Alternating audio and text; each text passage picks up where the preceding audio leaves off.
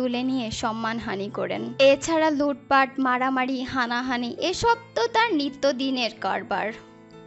কিন্তু বলে না, যেখানে বাঘের ভয় সেখানেই সন্ধ্যা হয়। আমাদের ক্ষেত্রেও তাই হলো।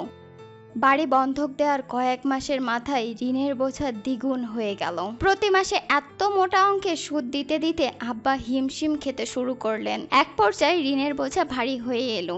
নির্দয় লোকের সুযোগ বুঝে একসাথে সব টাকা দাবি করে বসে। না দিতে পারলে আমাকেও তুলে নিয়ে যাবে, সেই হুমকিও ঢুকিয়ে দিল আমার আব্বাজানের চিন্তিত মস্তিষ্কে। ইটস 2024 নীলিমা, এরকম লোক কোনো এক্সিস্ট করে? আমি তো ভাবতেই পারছি না। কপালে দুহাত থেকে দুশ্চিন্তাগ্রস্ত কণ্ঠে কথাটা বলল শায়রের কথার পাচ্ছে না নীলিমা। করে, বাংলাদেশে এর থেকেও বহু গুণ খারাপ লোক এক্সিস্ট করে শারর। তারপর কি হলো? নীলিমা নির্লিপ্ত কণ্ঠে বলে, তারপর আর কি, যা হওয়ার তাই হয়েছে। আব্বাজানের কাকুতি মিনতিতে লোকটা আমাকে তুলে নেয়নি ঠিক, তবে একটু বড় হতেই পুরো মহল্লাতে ঘোষণা করে দিল সে আমাকে বিয়ে করবে। এমনকি আব্বাকেও হুমকি দিয়ে রেখেছে, তার সাথে বিয়ে না দিলে আমাকে সমাজে মুখ দেখানোর অবস্থায়ও রাখবে না। জানেন, সে সময় এমন একটা কুপ্রস্তাবেও চুপচাপ মেনে নেওয়া ছাড়া আর কোনো উপায় ছিল না আব্বাজানের হাতে। নয়তো কোন দিন দেখা যেত সুস্থ মানুষ ভার্সিটিতে গেছি আর ফিরেছি লাশ হয়ে। নিজের মেয়েকে হারানোর ভয়ে আব্বাজান সর্বদা তটস্থ ছিল। তাই তিনি লোকটাকে অনুরোধ করেছে আমাকে যেন পড়তে দেওয়া হয়, বিয়ে আমার সাথেই তো হবে। লোকটা আব্বাজানের কথায় রাজি হলেও চারিদিকে তাতেও জানাজানি হয়ে যায় যে আমার বিয়ে ঠিক হয়ে আছে। যার দরুন লোকটার ভয়ে বিয়ের প্রস্তাব তো দূরে থাক, আমার চোখে চোখ তুলে পর্যন্ত কেউ তাকাতো না অব্দি। এভাবেই দিন যাচ্ছে। ধীরে ধীরে নিজেকে বলির পাঠা ভাবতে শুরু করি আমি, কারণ আমার ভবিষ্যৎ বলতে আর কোনো কিছুই নাই। ঠিক এমন একটা দম বন্ধকর জীবনের মাঝপথে আটকে গেলাম আমি, যখন ছটপট করতে করতে শেষ হয়ে যাচ্ছিলাম। ঠিক তখনই ইষ্টিকুটুম রূপে আমার জীবনে পদচারণা ঘটানো স্বয়ং আপনি। ততদিনে মনে মনে আপনার মতোই কাউকে খুঁজছিলাম আমি শারর। ওপরওয়ালার কাছে দিন রাত প্রার্থনা করে বলেছিলাম যাতে আমার জীবনে এমন কেউ আসুক যে আমাকে নিয়ে পালিয়ে যাবে, হারিয়ে যাবে বহু দূরে, অনেক অনেক দূরে নিয়ে গেলেও সযত্নে নিজের অস্তিত্বে লুকিয়ে রাখবে সে আমায়। দেখুন, সত্যি সত্যি তাই হলো। আমার প্রার্থনা কবুল হলো। আপনি আমায় বাঁচালেন, আমার জীবনে ইষ্টিকুটুম রূপে এসে আমার রক্ষা কবচ হয়ে গেলেন। এক নাগারে কথাগুলো বলতে বলতেই ঠোঁট ভেঙে কেঁদে উঠল নীলিমা। শায়র দ্রুত হাসতে নীলিমাকে বুকে জড়িয়ে ধরে বলল, কাঁদছো কেন বউ? আমি আছি তো, তোমার ইষ্টিকুটুম। তোমার কোনো বুড়ি হলো আমার বউকে ছিনিয়ে নিয়ে যাওয়া দেখবো আমি। বেটাকে চোখের সামনে পেলে যদিও গোপ টেনে না ছিঁড়েছি তো আমার নামও শায়র আহমেদ নয়। শায়রের কথায় ফিক হেসে দিল নীলিমা। নীলিমা হাসছে দেখে হাতের বাঁধন দৃঢ় করে নীলিমাকে নিজের চওড়া বুকের সাথে আষ্টে পৃষ্ঠে মিশিয়ে নিয়ে ওর ঘাড়ে তপ্ত নিঃশ্বাস ছেড়ে শায়র বলল, আজ রাতে আর শুদ্ধ হতে ইচ্ছে করছে না বউ, একদমই করছে না। সুন্দর একটা দিনের সূচনা হলো ধরণীতে। বিগত 19 বছরের জীবনে যতগুলো সুন্দর সকাল পার করে এসেছে ওরু, তার মধ্যে আজকের সকালটা অন্যতম। অবশ্য অরুর নিকট কৃতিকের সংস্পর্শের সকালগুলো বরাবরই স্বপ্নের মতোই সুন্দর আর আনন্দদায়ক। কাল রাতে ঝড়ো হাওয়ার তাণ্ডব ছিল প্রকট, তবে বৃষ্টি হয়নি এক ফোঁটাও। অথচ আজ সকাল সকালেই আকাশ বাতাস ছাপিয়ে ঝুম বৃষ্টিতে মুখরিত চারিপাশ। সকালের আকাশটা খুঁতখুঁতে কালো মেঘে ঢাকা পড়েছে। আজ আর সূর্যের দেখা যাবে বলে মনে হচ্ছে না। আমেরিকার এই এক বেহাল দশা, আবহাওয়ার কোনো ঠিক ঠিকানা নেই এখানে। এই রোদ তো এই বৃষ্টি। আজ ওর ঘুম ভাঙল বৃষ্টির রিমঝিম আওয়াজে। বাইরে এক ফোঁটাও দিনের আলো নেই, তাই পর্দার ভারী পাল্লা টেনে রাখা রুমটাও ঘুটঘুটে আঁধারে ছেয়ে আছে। ওরও পিট পিট করে চোখ খুলে পুরো রুম হাতড়ে কোথাও কৃতিকের দেখা পেল না। এই ঝুম বৃষ্টির মাঝে হুট করেই কোথায় চলে গেল লোকটা কে জানে। ওরও খুব বেশি ভাবলো না, আর মোড়া ভেঙে উঠে বসে স্বভাববশত বিছানা হাতড়ে কৃতিকের ফোনটা তুলে নিল হাতে। দুজনের বার্থডে দিয়ে সেট করা পাসওয়ার্ডটা খুলে এক একটা ফোল্ডারে ঢুকে এটা সেটা দেখতে লাগলো অরু। যদিও বা অরুর মতে এই মোবাইলটার থেকে বোরিং মোবাইল ফোন দুনিয়াতে আর দুটো নেই। কি সব হাবিজাবি ডকুমেন্টস দিয়ে ভর্তি সব, গ্যালারিতেও কিছুই নেই। সর্বশেষ ছবি তোলা হয়েছে আরও মাস 2 আগে। তাতে দেখা যাচ্ছে দার্জিলিংয়ের সায়রের হোমস্টে থাকে কাঞ্চনজঙ্ঘার একটা ঝাপসা ভিউ। ধুর, বোরিং। ফোনের সবগুলো সফটওয়্যারের ছোট মতো একটা ছু মেরে হতাশ হয়ে ঠোঁট উল্টে কথাটা বলে ফোনটার সাইডে রেখে দিল অরু। ঠিক এমন সময় ফোন থেকে আগত টুংটাং মেসেজের আওয়াজ পুনরায় আকর্ষণ কেড়ে নিল ওর। তাই তো সকাল সকাল কে মেসেজ দিয়েছে দেখার জন্য আবারও নতুন উদ্যমে ফোনটা হাতে নিল অরু। নোটিফিকেশনে ভাসছে অর্ণবের নাম, সাথে কিছু ভিডিও লিংক আর ছোট্ট বার্তা। ডান ব্রো। ছোট্ট মেসেজে চোখ বুলিয়ে মনের মাঝের কৌতূহল আর দমিয়ে রাখতে পারল না অরু। ফট করেই ঢুকে গেল লিংকে, আর ঢুকে যা দেখলো তাতে সমস্ত গা গুলিয়ে উঠল ওর। তৎক্ষণাৎ একটা বিরক্তিকর ভাব প্রকাশ পেল চেহারার আদলে। সঙ্গে সঙ্গে কয়েক হাত দূরে ছুঁড়ে মারল ফোনটাকে।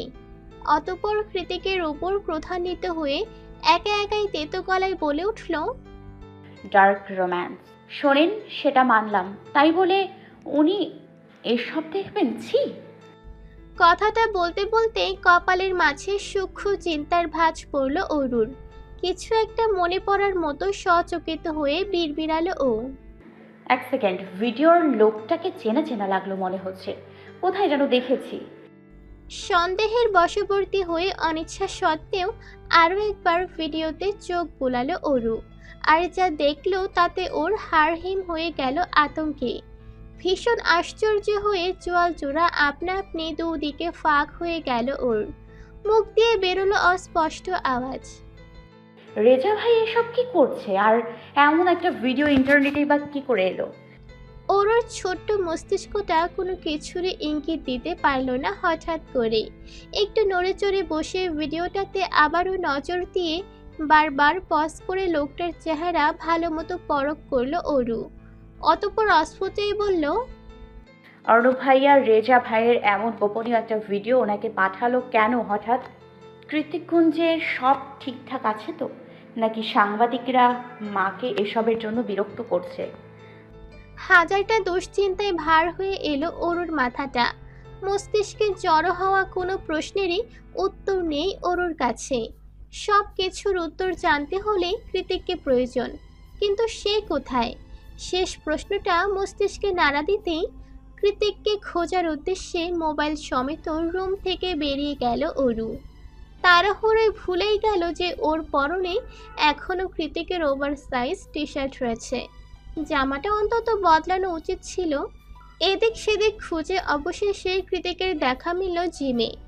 ছোট্ট ডুপ্লেক্স বাড়িটার সবচেয়ে বড় রুমটাই কৃতিকের ব্যক্তিগত জিমনেশিয়াম।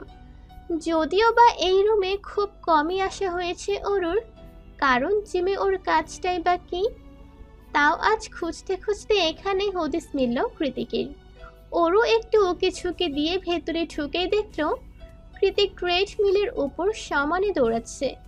ওর পরনে ওভার সাইজ ব্যাগি প্যান্ট আর কালো রঙা স্যান্ডো গেঞ্জি, মাথাটা কালো ক্যাপ দিয়ে ঢাকা। তাও পেছন থেকে মাথার শেষ ভাগের সেলাইয়ের দাগগুলো স্পষ্ট দৃশ্যমান। চুল বড় হলে হয়তো ধীরে ধীরে ঢেকে যাবে সেগুলো, কিন্তু ছোট ছোট বাজ কাটিং হেয়ার স্টাইলেও যে গৌরবর্ণের জায়ান কৃতিককে এতটা মানাবে সেটা বোধহয় অরুর কল্পনাতীত। আর এই মুহূর্তে ট্রেডমিলের উপর দৌড়াতে থাকা প্রাপ্তবয়স্ক সুদর্শন যুবকটির চওড়া বলিষ্ঠ পৃষ্ঠ দেশের দিকে চেয়ে অষ্টাদশীর মুখ থেকে একটা কথাই বেরোলো শুধু, হাউ ম্যানলি।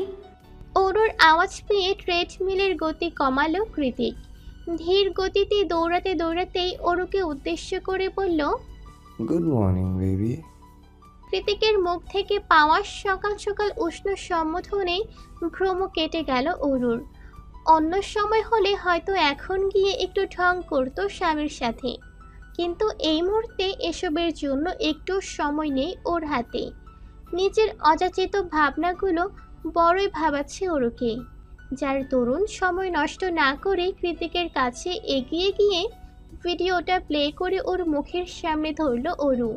থমথমে গলায় শুধালো। এসব কি? কৃতিক খানিকটা মিনারেল ওয়াটার পান করে নতুন উদ্যমে দৌড়াতে দৌড়াতে নির্বিকার ভঙ্গিতে জবাব দিল।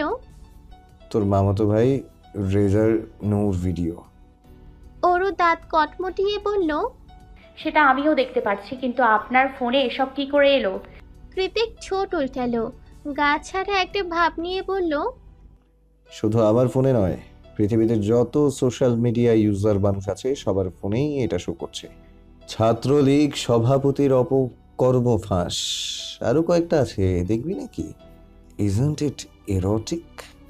অবশ্য তোর আমার কাছে কিছুই না এসব।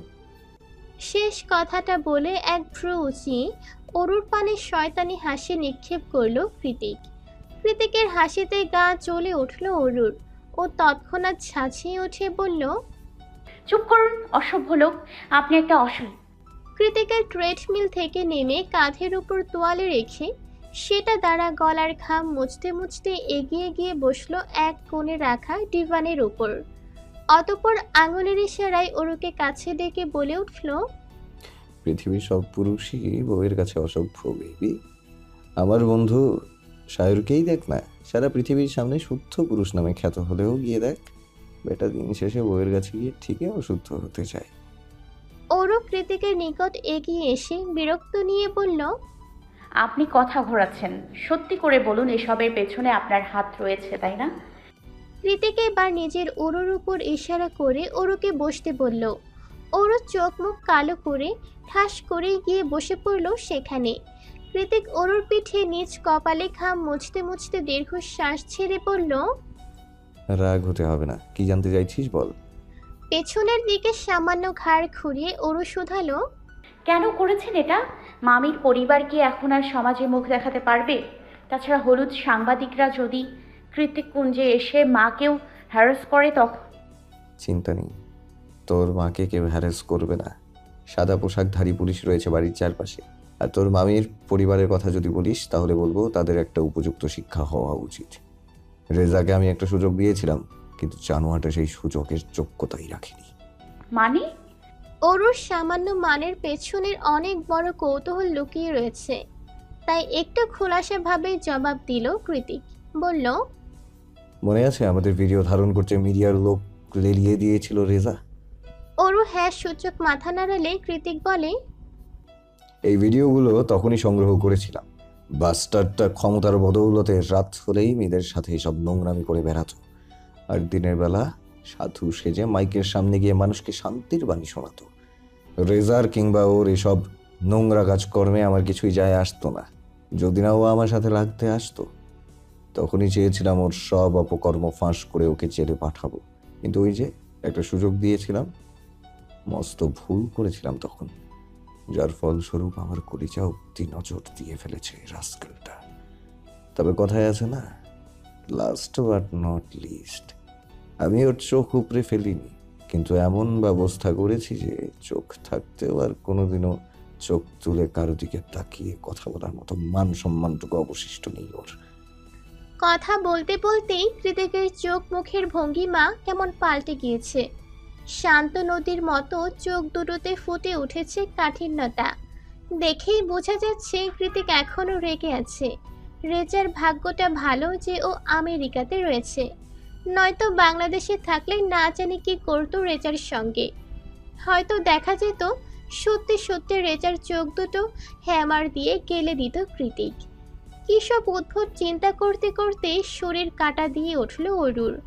আজে বাজে চিন্তা সব মাথা থেকে ঝেড়ে ফেলে একটা শুষ্ক চোখ গিলে ও কৃতিককে শুধালো। এখন কোথায় আছে রেজা? জবাবে কৃতিক বলল। ভিডিও ভাইরাল হবার পর থেকেই পলাতক। ভুক্তভোগী মেয়েগুলো সব একে একে পুলিশের কাছে গিয়ে কমপ্লেন করেছে। সবাইকে চাকরি, রেশন, বিশ্ববিদ্যালয়ের হলের সিট এসবের প্রলোভন দেখিয়ে দিনের পর দিন নিজের স্বার্থ হাসিল করত রেজা। ছাত্রলীগের নেতা বলে ভয়ে এতদিন কেউ মুখ না খুললেও এবার সুযোগে সব অপকর্ম বেরিয়ে আসছে বদমাস্টার। কৃতিকের কথা শুনে চুপচাপ মুখে আধার নামিয়ে বসে রইল অরু।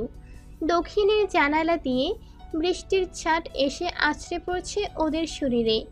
হঠাৎ ঠান্ডা জলের স্পর্শ পেয়ে জানালার দিকে এক ঝলক পরখ করে পুনরায় অরুর দিকে দৃষ্টিপাত করে কৃতিক শুধালো,